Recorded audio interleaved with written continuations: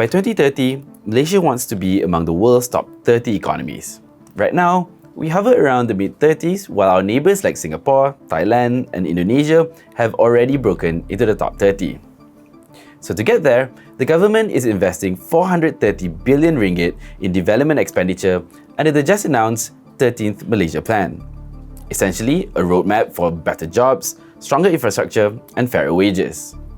But what does that mean for the average Malaysian? Let me break it down for you. Malaysia is targeting annual GDP growth of 4.5% to 5.5% between 2026 and 2030. Compare that to an average of 5.2% recorded between 2021 and 2024, which was at the lower end of the 5 to 6% range stated under the previous 12th Malaysia Plan. At the same time, the government wants to bring the fiscal deficit down to below 3% of GDP by 2030, compared to 4.1% in 2024. So where is this 430 billion ringgit going? Broadly, 227 billion for infrastructure, transport, flood mitigation and housing, 67 billion for education, and 40 billion for healthcare. Most notably, Prime Minister Datuk Seri Anwar Ibrahim said the government is determined to shift away from race-based solutions towards a needs-based approach. In practice, this means support will be directed to Malaysians who need it the most, regardless of background, with the aim of delivering social justice and equitable opportunities.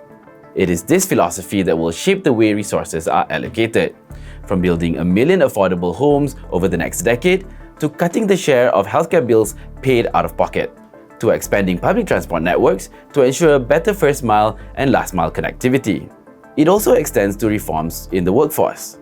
Wages will be restructured to reflect skills and qualifications, with a higher minimum wage for graduates and semi-skilled workers.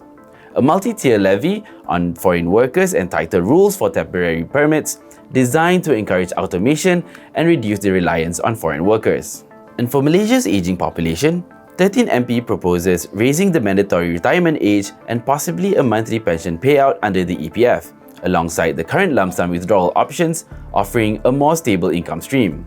But here's the crucial question. Will it work? Economists say the plan is ambitious, but realistic. They welcome the scale of spending, but warn that the real challenge, the real devil, is the execution and fiscal discipline. We all know Malaysia has a history of ambitious plans being undermined by inefficiencies, cost overruns, and leakages. So yes, how the money is spent matters far more than how much is spent. Putrajaya's challenge is controlling operating expenditure, subsidies, debt servicing, public sector wages, all of which, if not properly managed, risk crowding out development spending. Debt servicing, for instance, already takes up more than 15% of government revenue, limiting flexibility for new investments. In short, economists say the 13th Malaysia Plan has the right bones and the right numbers to achieve those targets. But success? That all comes down to whether Malaysia can finally walk the talk.